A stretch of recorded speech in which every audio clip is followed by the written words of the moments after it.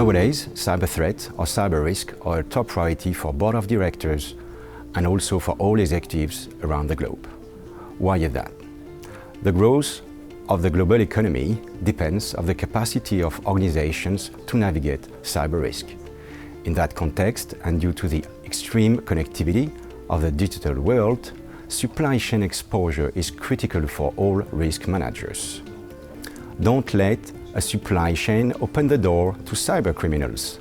That will be the topic of our panel group discussion in FERMA in Berlin, together with some experts from insurers, suppliers or tech companies. So please join us at the FERMA in Berlin to learn more about cyber risks and supply chain.